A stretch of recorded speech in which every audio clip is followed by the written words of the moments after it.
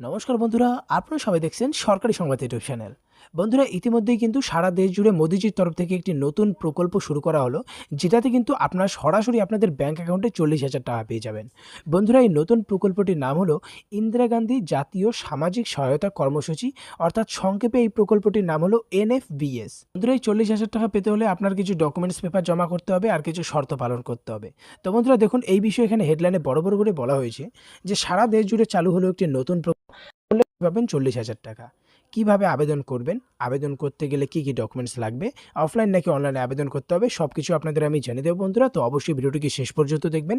এরই সাথে বন্ধুরা, যদি আপনারা আমার চ্যানেলে নতুন হয়ে থাকেন তাহলে সবার প্রথমে ভিডিওটিকে একটা লাইক করে দেবেন। এরই সঙ্গে লাল রঙের সাবস্ক্রাইব বাটনে ক্লিক করে পাশের বেল নোটিফিকেশনটা অল করে দেবেন এই ধরনের গুরুত্বপূর্ণ খবর প্রতিদিন পাওয়ার জন্য।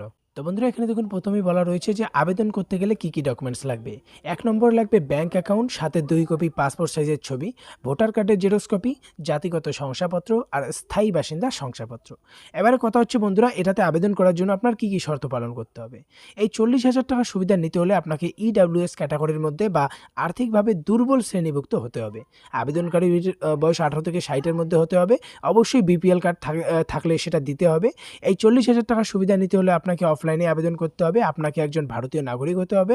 আপনার পরিবারে যদি কেউ মারা যায় তবেই কিন্তু এইটার জন্য আপনারা আবেদন করতে পারবেন। এই 40,000 টাকা কেবলমাত্র মৃত ব্যক্তির পরিবারকেই দেওয়া হয়ে থাকে।